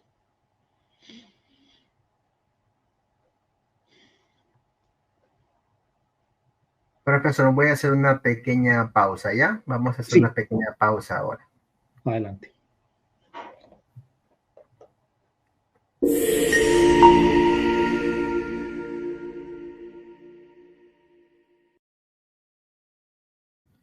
Querido público, por favor, pulgares arriba, denle like a este video, se los pido muy gentilmente. Compartan mi contenido, permítanle a este servidor con su canal tan bonito, ¿se les parece? Seguir llegando a más público. De verdad, estamos trabajando arduamente para que Indagando se siga dando a conocer. Estamos, bueno, haciendo lo mejor posible. por seguir trayendo academia, academia pura y dura. Así que gracias, bueno, por dejar sus mensajes. También gracias a aquellas personas que están dejando comentarios ahora en este directo. Y nada, me alegra muchísimo que puedan estar a esta hora, tardecito, con nosotros, en serio. Profesor, yo quiero seguir en la línea de preguntas. A ver, yo quisiera hablar un poco también de crítica textual y reconstrucción histórica, ¿no? Y es que la filología bíblica no se limita al estudio lingüístico, sino también dialoga estrechamente, hasta donde yo sé, con la crítica textual y la historia de la transmisión del texto. Tengo entendido que los hallazgos arqueológicos, las versiones antiguas como la Septuaginta o la Vulgata en este caso, y ciertas citas patrísticas son claves y fundamentales para rastrear cómo fue entendido y adaptado el texto en diferentes contextos, Mi pregunta sería, ¿qué papel usted cree que desempeña la filología en la reconstrucción de la historia del texto bíblico y en la identificación de posibles, ¿cómo se llama esto? Interpolaciones, omisiones o también reelaboraciones de carácter ideológico o teológico, profesor Lucas? Espero haber hecho bien la pregunta, que se me haya entendido sobre todo. Sí, te entiendo, pero debo aclarar algunas cosas. Lo que pasa es que en tu pregunta mezclaste las fases del trabajo. Vea eso, profesor. Y te lo voy a poner en un ejemplo muy agrícola. Mezclaste la tarea del que cultiva del que cultiva las manzanas con el que las corta y con el que las revuelve para hacer el jugo y con el que hace las botellas. Profesor, tengo derecho, soy estudiante No te también. preocupes. Pero por eso, a ver, usé el ejemplo agrícola para explicar algo. Hay fases del trabajo. El filólogo en particular cualquiera se puede dedicar a una fase y a una partecita. Este ejercicio como buena disciplina científica es mancomunado. O sea, un profesor de hebreo, por bueno que sea, depende de otro profesor que se dedicó a hacer un diccionario. Depende de un arqueólogo que excavó y sacó unos vestigios y sacó unos manuscritos, pero también depende del erudito que estudió esos manuscritos, reconstruyó el texto y otro que lo tradujo. Entonces, es un trabajo mancomunado. Es difícil encontrar el científico todero. De hecho, yo confiaría muy poquito en el científico todero. Entonces, obviamente uno como estudioso de la filología toca un poco de las disciplinas, pero se dedica a unas puntualmente. Yo me dedico más a la reflexión histórico-filosófica, aunque no tanto filosófica, sino más histórica. Entonces, ¿qué pasa? La primera fase, como les dije, se trata de, y no sé si me permitís, Alonso, yo comparto la diapositiva, repitiendo un poco acá. Tengan en cuenta esto de las fases del trabajo filológico, porque es clave para entender esto que estoy diciendo. En la primera fase está el trabajo de campo, digámoslo así. El arqueólogo excavando, el filólogo que se mete a los archivos, a las abadías, a las antiguas bibliotecas a rescatar manuscritos, pero luego tiene que entregar eso a otra parte del trabajo, la segunda fase, donde sí se ponen a analizar los documentos, los transcriben, los fotografían para nuestro caso, que gracias a Dios hoy muchos de los manuscritos de la Biblia están ya digitalizados en una resolución increíble y usted puede acceder a ellos y preparan las ediciones críticas. Esa es una segunda fase del trabajo. Pero tercero, ya viene la parte de análisis, la que propone estas teorías, la famosa hipótesis documentaria, la tesis de los tres Isaías, la hipótesis de las dos fuentes del Nuevo Testamento, etcétera. Esa es la tercera fase del trabajo. Y en cada fase son diferentes eruditos. Difícilmente hay un erudito que encargue de todo. Eso casi no existe. Entonces, depende en qué parte estés. O sea, la crítica textual es una herramienta que funciona entre la primera y segunda fase. Porque la primera y segunda, entre la primera y, ¿por qué digo que entre la primera y segunda fase? Porque el crítico textual no es el arqueólogo. El crítico textual recibe la materia prima del arqueólogo, pero el crítico textual es el que prepara esto. Corrige los textos, mira las variantes, analiza cuál es el texto que probablemente es más antiguo. Pero el crítico textual también tiene un límite. El crítico textual no hace labor teológica. Tiene que estudiar teología para comprender algunas variantes, porque se necesita la teología para comprender la índole histórica, teología e historia, para comprender algunas variantes.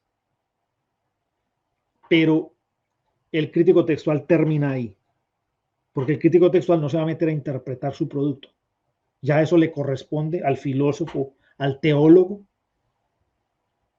al crítico literario, de analizar ese producto final que le entregó el crítico textual. Entonces hay que entender esa dinámica del trabajo filológico. No sé si te dejé un poco más claro el panorama, Alonso. Tendré que seguir conversando con usted por interno, maestro. Ahora con usted en el curso, a seguir aprendiendo. De verdad, mucho, mucho que aprender. Bien, yo por acá estoy viendo si hay más preguntas del público. Ha estado bastante calladito el público el día de hoy. Comentan, pero no preguntan con respecto a la temática.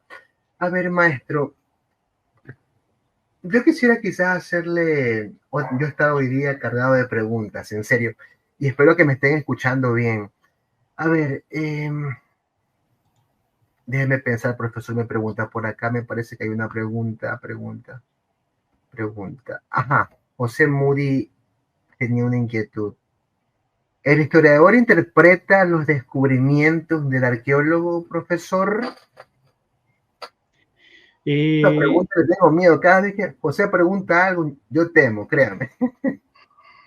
Sí, yo ya he atendido a José Moody varias veces. A veces unos comentarios muy acertados, a veces no tan acertados, pero igual muy interesantes. José, para el historiador contemporáneo, la arqueología es un recurso invaluable. Lo que pasa es que hay también una evolución epistemológica en el trabajo del historiador. ¿Por qué? El historiador del siglo XIX, el nacimiento de la historia como disciplina moderna, se enamoró de los documentos escritos. Pero eso hubo que replantearlo muy pronto. Entonces, casi que los historiadores del siglo XIX pensaron que no se podía hacer historia más allá de los documentos escritos. Pero resulta que ya en la reflexión epistemológica de los historiadores del siglo XX se tuvo que replantear todo la misma definición de qué es un documento. Y curiosamente en esa definición para los historiadores del siglo XX de documento entró el registro arqueológico. Venga, es que una estatua también es un documento porque se puede leer, aporta información, no información textual, pero también da información. Entonces ahí entra el registro arqueológico como una fuente indispensable para el historiador contemporáneo. Por eso es necesario que el historiador contemporáneo se acerque a la arqueología y comprenda sus métodos, sus alcances y sus límites. Algo que siempre insistiré, en la ciencia seria y honesta, los límites deben expresarse. ¿Y en qué se ve esto? Por ejemplo, cuando el historiador o el erudito en cuestión le dice, no lo sabemos todo. Yo siempre les insisto mucho a mis alumnos, vea, preocúpese del profesor que tiene la respuesta a todo y que no es capaz de decir, no sé, yo le tengo miedo al profesor.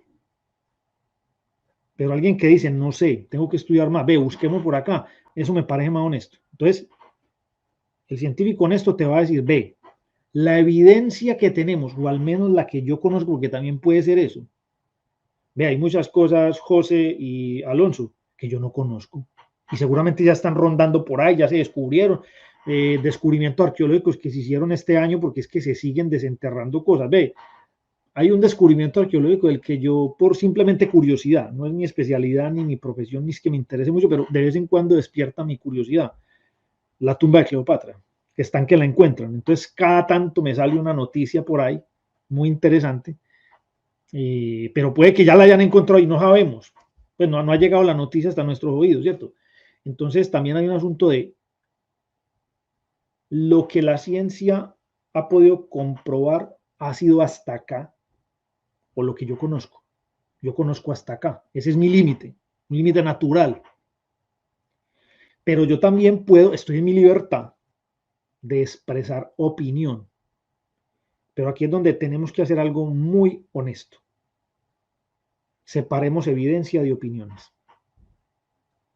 Y siempre insisto, yo no voy a discutir de opiniones.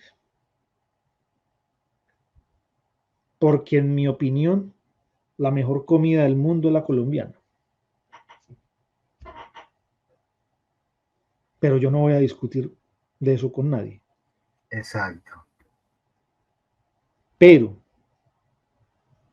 si yo tengo, por ejemplo, una opinión y les digo que la bebida más saludable que hay en el mundo es la Coca-Cola, ahí sí viene la evidencia que me desbarata la supuesta opinión. Solo por poner un ejemplo. Espero haberte dado alguna luz, José, a tu pregunta. Adelante, Alonso, para atender a nuestro público. Todavía creo que tenemos algunos minutos. Sí, así veo. Todavía no hemos llegado a las 2 horas. Bien, profesor, hasta que veo que el público se anime. Me gustaría quizás hacer una última pregunta. Podría decir que sería la última de mi parte, aunque tengo más para ser honesto, pero bueno, si no preguntan, haré otra. Maestro, hablando un poquito de filología y hermenéutica, en este caso de límites y alcances, podría llamarle yo. A ver, tengo entendido, o sea, es lo que hemos estado hablando, que la filología bíblica se centra, o sea, se centra, no quizá, se centra en el análisis textual y lingüístico. En este caso, sus resultados influyen directamente en la interpretación teológica, histórica y filosófica en cierta manera de la Biblia, ¿no? No obstante, surge la cuestión si el filólogo debe limitarse a describir el texto o también ofrecer ciertas interpretaciones sobre su sentido. Mi pregunta sería, ¿cuáles son los límites epistemológicos de la filología bíblica frente a la hermenéutica teológica o literaria, profesor? Bueno, también otra vez. Disculpa porque soy así expresivo. Así sí, que no te preocupes que yo organizo. Y yo también a veces me desorganizo, pero trato de organizar. Bien, profesor. Recordar lo que les acabo de decir, las fases del trabajo. Las fases del trabajo filológico. Y los límites que eso tiene. Entonces, digámoslo así, en una propuesta muy honesta y muy sencilla, la filología es una caja de herramientas para el teólogo, que como toda herramienta puede ser usada para bien o para mal. Me gusta usar el ejemplo casi teológico de un cuchillo es de Dios o del diablo. Un celular es de Dios o del diablo. Bueno, ¿para qué lo usa usted? Porque, a ver, sin duda las herramientas filológicas van a armar muy bien a un erudito bíblico, a un pastor. Pero la filología como disciplina científica sí tiene un límite que no va a hacer. No va a hacer el ejercicio de aplicar el texto bíblico o cualquier pasaje en cuestión a una comunidad viva. Eso lo hace es el pastor, el predicador, el cuidador de almas, que como creyente considero que también es una labor fundamental. Y una recomendación que le hago ya a mis alumnos creyentes es lo siguiente, miren, un orden al menos decente, y lo recomiendo así: haga primero la exégesis y luego la aplicación. Nunca haga la aplicación primero que la exégesis, porque generalmente va a cometer una barbaridad.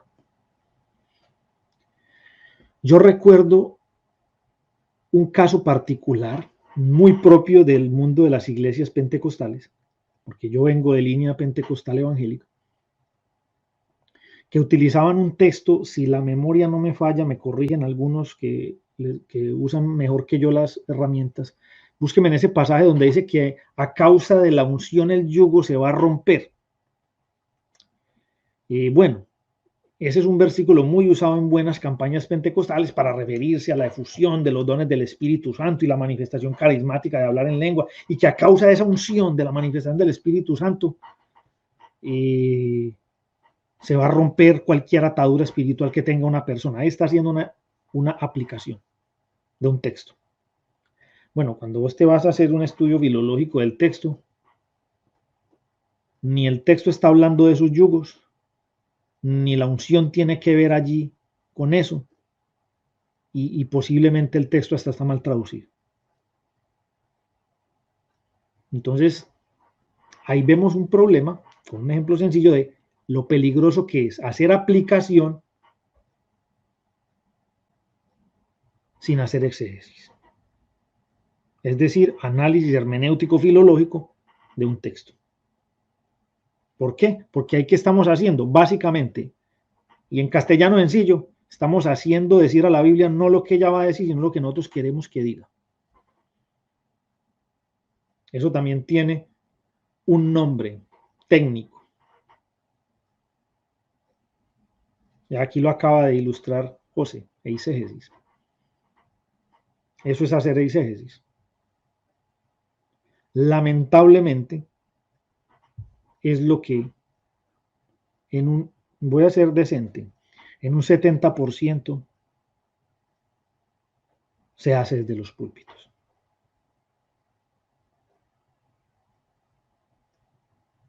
Con muy buenas intenciones y con muy buenos corazones. Y una especie de lucha interna que tengo yo como profesor que me dedico a estas áreas, y es una preocupación en parte, y les abro mi corazón espiritual, porque no me interesa a mí, como creyente, minar o destruir el trabajo de buenos pastores y buenos hermanos que de corazón le sirven al Señor enseñando la Biblia. Pero también es necesario retomar un diálogo a veces cortado entre pastores y maestros.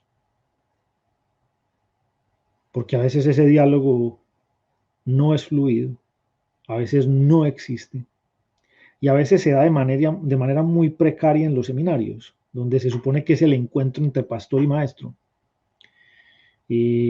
También hay un problema del maestro, porque los mismos maestros se han auto extraído de las congregaciones, porque no toleran una vida congregacional. La vida de los maestros a veces es lamentablemente muy acongregacional. Puede ser hasta por situaciones de orgullo y en algunos casos de pecado. Pero ya estos temas se salen un poco de la metodología del presente canal, entonces simplemente dejo estas reflexiones acá.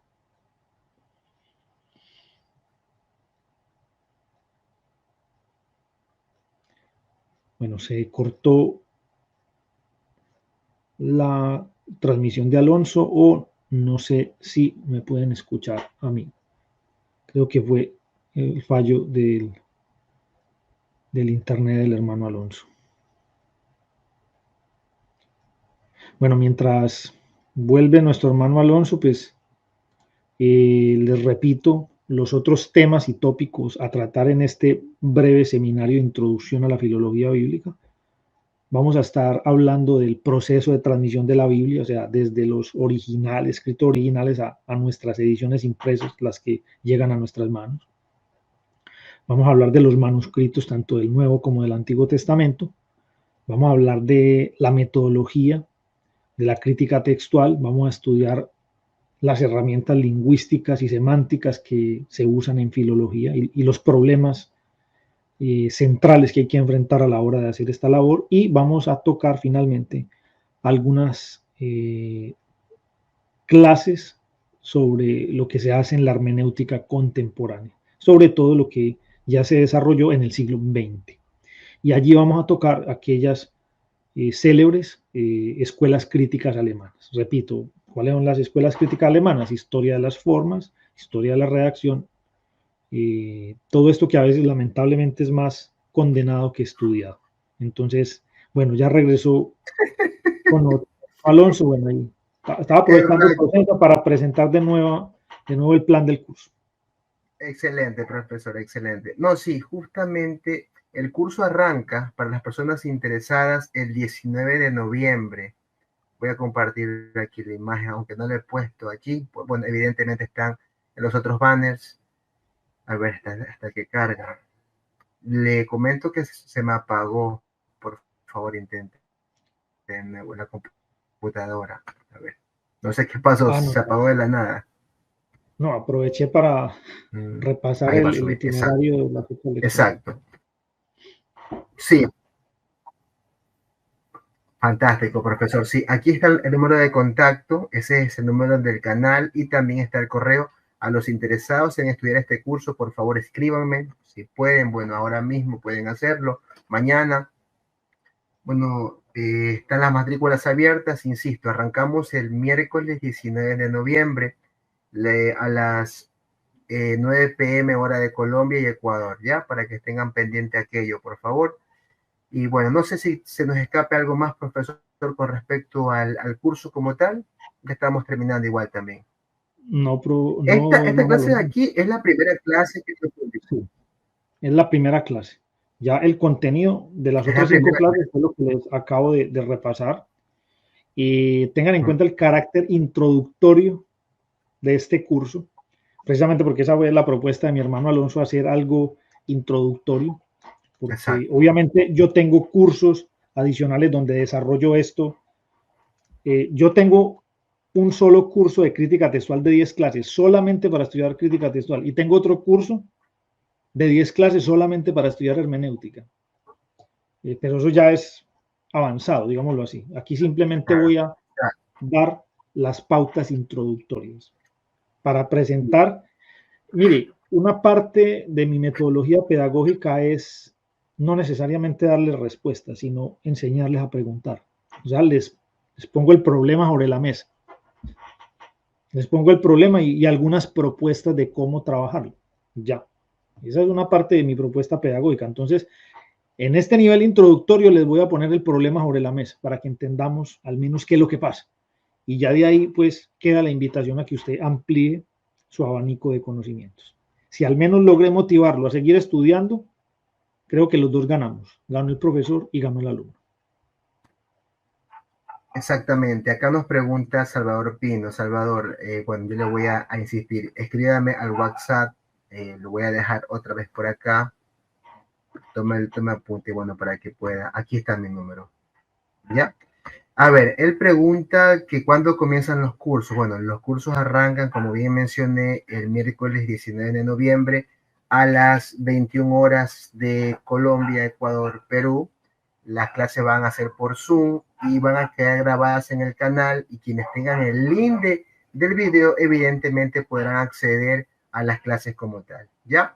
Así que aún están a tiempo de matricularse. Ustedes me escriben, los pagos son por PayPal, salvo ciertas excepciones que no puedan cancelar por PayPal. Bueno, podemos hacer que sea por Western Union en este caso.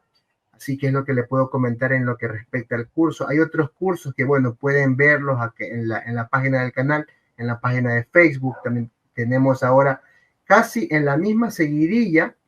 El lunes arrancamos con hebreo bíblico o hebreo integral, que es una mezcla de hebreo moderno con hebreo bíblico. El martes estamos con Luciano, martes 18 arrancamos con el curso de alta crítica y el miércoles 19 con el profesor Lucas Peláez. Así que van a estar interesantes todos estos cursos. Por eso les digo, escríbanme por favor al número del canal para darles mayores detalles.